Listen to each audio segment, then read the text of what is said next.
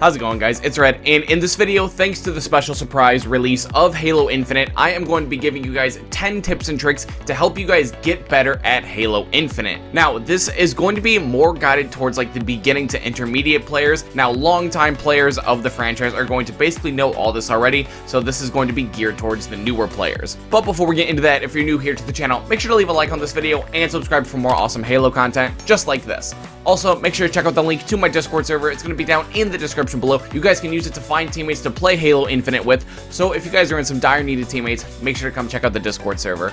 And without further ado, I hope you guys enjoy the video.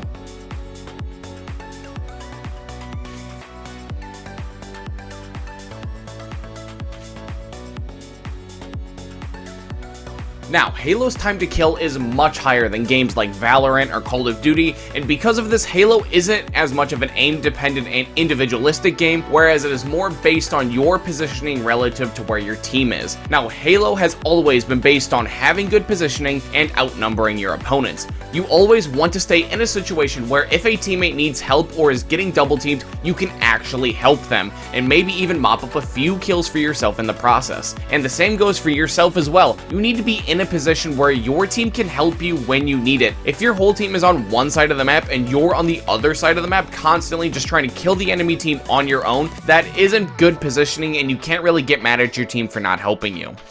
In all shooter games, there are various power positions teams try to hold to gain advantage over the other team, and the same is true in Halo, but something that makes Halo different from other games is the inclusion of power weapon spawns. Now, games like COD also have power weapons, but they are rewarded for kill streaks, making it more individualistic, as I said before. In Halo, the power weapons like rockets, shotguns, snipers, they just spawn right out on the map for anyone to grab, so it is obviously very important to make sure that your team has these weapons and your enemies don't. Now, as you play the game more, you're going to start to learn where all these power weapons spawns, and it is vital to make sure that you have these areas on lockdown to make sure that only your team can get these power weapons. Now, you're also gonna know when power weapons are about to spawn because it literally tells you things like 30 seconds till sniper rifle in the game. So a little before that point, you are going to want to head over to wherever you know a power weapon is going to spawn and fight over that area because they are that important.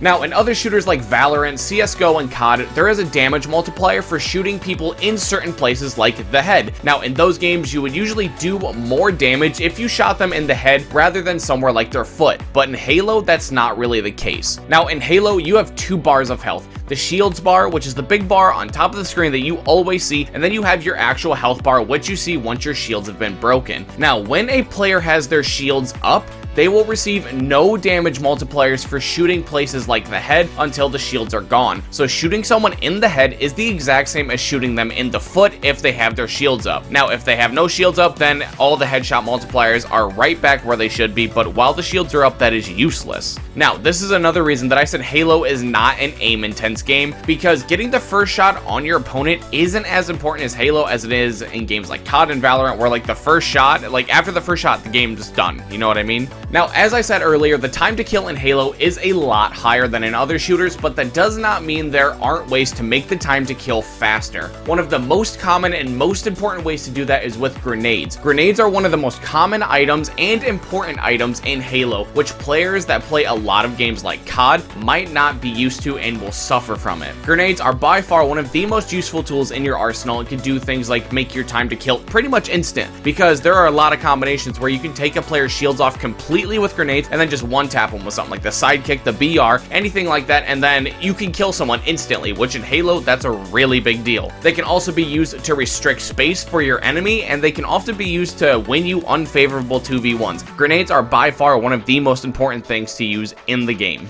Now, as I said earlier, Halo has a long time to kill, and with that being said, it is important to learn strafing. Now, for those unfamiliar, strafing is when you move vigorously around in your gunfights to make it harder for the enemy to hit you while you are still shooting them. Now, there are many ways to strafe. You can just keep moving from side to side, or you can keep running at them and backing away. It is up to you, but you want to keep moving, and you never want to be standing still because that makes you the easiest target possible to hit, and make sure your movement is unpredictable because it would just kind of eliminate the point if you were just doing the same pattern over and over and your opponent knew exactly where to shoot. Strafing is a very powerful tool that, if used correctly, can win you loads more gunfights that you have absolutely no right winning. Now, for anyone not familiar with Manteling, Manteling is if you were to jump onto a ledge and you didn't quite make it, you get an animation where your Spartan grabs up to it and climbs up, which can be very easily used and abused to our advantage. Manteling offers you great mobility on pretty much every single map, and you could do things like jump from roof to roof, skip staircases, and so much more. Manteling is a very powerful tool that, if used effectively, can be a really big player in holding things like power weapon spawns or just keeping your opponents in bad spawns. Like, it just lets you traverse the map so much easier. Now, one of the biggest mistakes I see newer Halo players make is that they will fight gunfights out to the death, which isn't always the correct option. The most important thing you can do for your team most of the time is simply stay alive. Now, if you're in an unfavorable gunfight and you know it, back out and find cover before it's too late and your team is down a player. You could do things like take cover and force your opponents to leave their position to come find you, and maybe you can even get a teammate to help you with the guy that was giving you trouble. Or you could take cover, get your shields up, and punish other players that aren't backing away or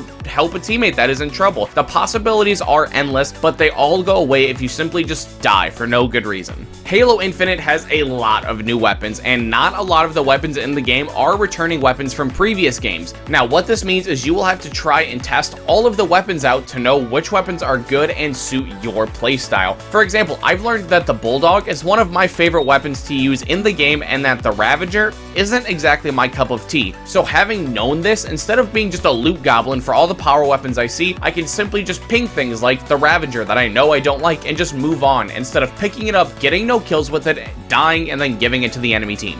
Much like games like COD, the radar is probably the most important asset to take advantage of, and the radar in Halo Infinite is really, really good. It will literally tell you exactly where enemies are, and it doesn't only keep track of the floor you are on, because a lot of these Halo maps, they have like 2 to 3 floors, and this radar sees through all of them. And with this being said, you know where enemies are on every level, so there are plenty of times when I'm playing and I see someone on my right, says the radar, but there's no one there, which means I know exactly where one of the enemies are on another level, and I can just go pursue and destroy them. Also, a cool trick that you can do with the radar that I use a lot personally is that if you crouch and stand still, you cannot be detected by the radar. And you can see this by, if you look at the radar and see the yellow mark in the middle that represents you, when you crouch, it goes away, meaning you are invisible to enemy players' radar, which is clearly very powerful. You can use this when your shields are down, you're running away, you can just go crouch in a corner, and then you are invisible to your radar, and a lot of players won't go and actually investigate. They'll just go check the radar. If there's nothing there, they'll run away. Now, this one kind of pairs with getting to know the weapons, but also getting to know the weapon bloom. And for anyone that doesn't know what bloom is, when you shoot your guns rapidly, your reticule gets bigger and bigger and more inaccurate over the distance that you're shooting, but every gun is slightly different with their bloom, and once you master all of them, you will know exactly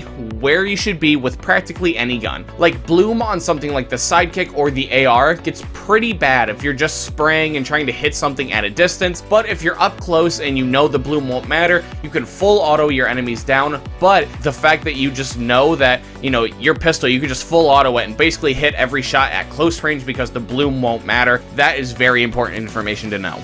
Well, that's going to do it for the video, guys. Make sure to leave a comment down below telling me your guys' thoughts on these tips and tricks. And as always, if you happen to enjoy the video, make sure to leave a like and subscribe to my channel for more awesome Halo content just like this. Also, make sure to check out the link to my Discord server. It's going to be down in the description below. You guys can use it to find teammates to play Halo Infinite with. So if you guys are in some dire needed teammates, make sure to come check out the Discord server. And until next time, it's been Red, and I'll see you guys in the next video.